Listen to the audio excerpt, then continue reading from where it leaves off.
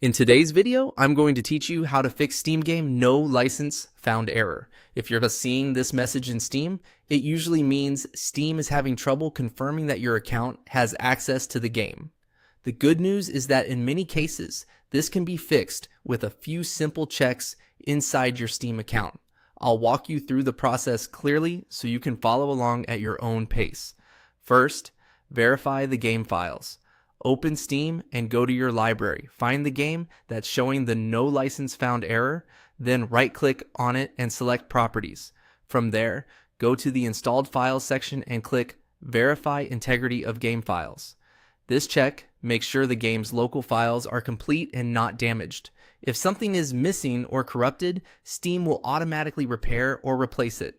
This step is worth doing first because file issues can sometimes trigger access-related errors, especially after updates or interrupted installations. Let the scan finish completely before moving on.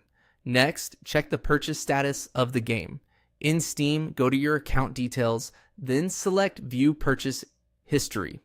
Look through the list and confirm that the game purchase was completed successfully. You want to make sure it wasn't refunded, declined, or left in an incomplete state. If Steam doesn't recognize the purchase properly, it may not assign the game license to your account, which can lead to this exact error. Take a moment here to verify that everything looks normal in your transaction history. If the purchase is valid, but the problem is still happening, the next step is to restore the license if the game was removed by mistake. Open Steam support and locate the game under your account. If Steam provides the option, choose the setting to restore the license.